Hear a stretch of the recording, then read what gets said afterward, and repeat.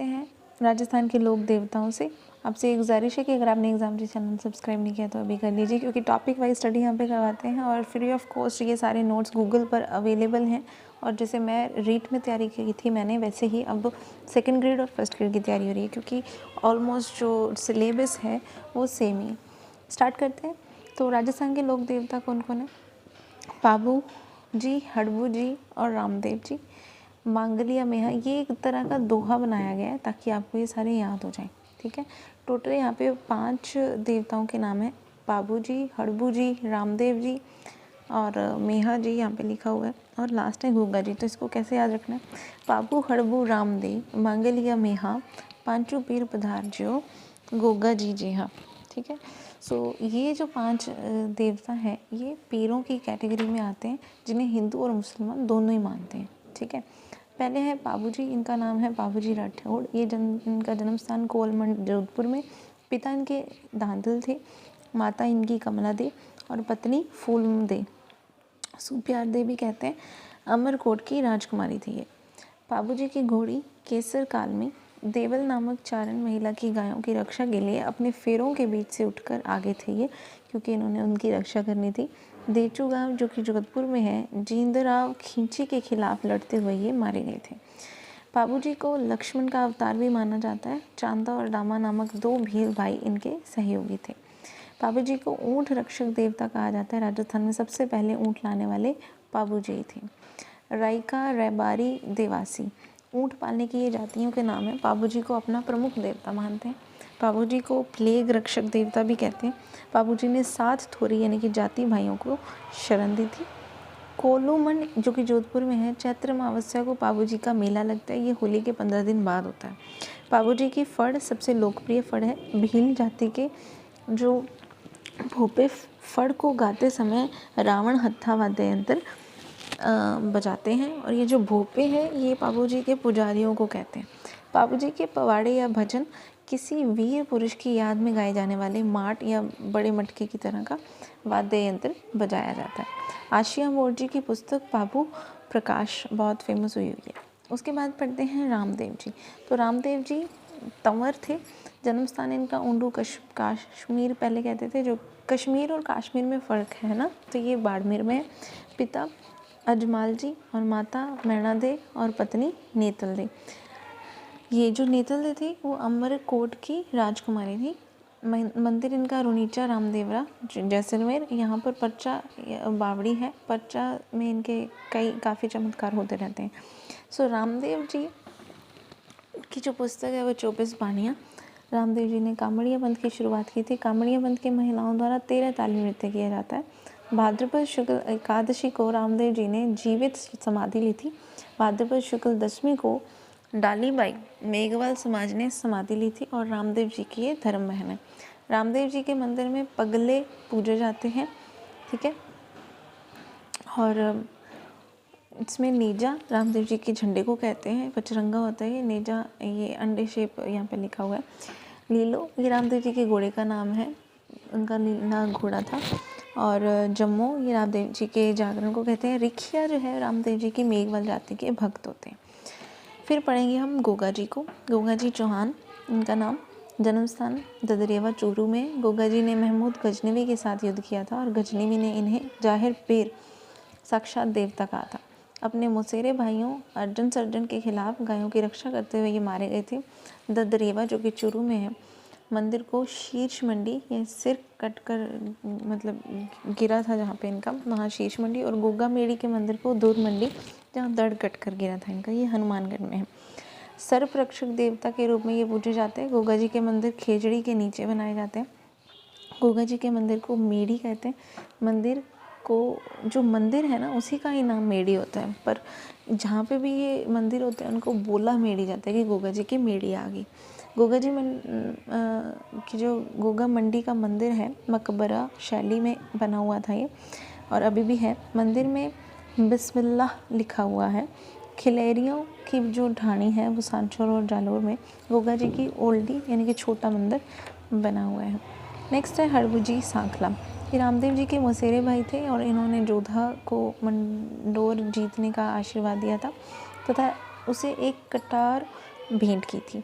मंडोर जीतने के बाद जोधा ने इन्हें बेगटी जोधपुर गांव दिया था, जहां पर ये बूढ़ी तथा विकलांग गायों की सेवा करते थे। जोधपुर महाराजा अजीत सिंह ने यहाँ मंदिर का निर्माण करवाया और मंदिर में हड़बू जी की बैलगाड़ी की पूजा की जाती है। हड़बू जी का वाहन सियार होता है और हड़बू जी शकुन शास्त्र भविष्य वक्ता के ज्ञाता थे। ये भविष्य वक्ता शकुन शास्त्र का ही है नाम, ये इनके ज्ञाता थे। मेहाजी मांगलिया, मुख्य मंदिर इनका बापीनी जोधपुर में है। जैसलमेर के राणा देव भाटी के खिलाफ युद्ध में ये मारे गए थे और इनके घोड़े का नाम किरण काबरा है। इनके भोपों के वंश वृद्धि नहीं होती, ये संतान की गोद लेकर वंश आगे बढ़ाते हैं। और इनका मेला कृष्ण जन्माष्टमी को लगता है। नेक्स्ट है तेजाजी, खरनाल नागौर में है। एक जाट परिवार में इनका जन्म हुआ। पत्नी पेमल दे। तेजाजी अपनी पत्नी को लाने अपने ससुराल पनेर अजमेर जा रहे थे और सुरसरा अजमेर नामक गांव में लाछा नामक गुर्जर महिला की गायों को बचाते हुए घायल हो गए थे तथा एक सांप के काटने से इनकी मृत्यु भी हो गई थी। जोधपुर महाराजा अभय सिंह के समय पर्वतसर नागौर में जो है तेजाजी का मंदिर बनवाया गया है और तेजाजी सर्प रक्षक देवता हैं। इन्हें को कालाबाला का देवता भी कहा जाता है। कालाबाला एक बीमारी का नाम है और हल जोतते समय किसान तेजाजी का ही गीत गाते हैं। 2010 में तेजाजी पर डाक टिकट जारी किया गया था। उस समय सचिन पायलट राजस्थान के सूचना और प्रसारण मंत्री थे अजमेर से। तेजाजी की बहन बुंगरी माता का मंदिर खसार नागौर में बना हुआ है। नेक्स्ट है देवनारायण जी, इनका जन्म स्थान आसींद भीलवाड़ा में और इनका जन्म बगड़ावत गुर्जर परिवार के घर हुआ और पिता इनके सवाई भोज थे।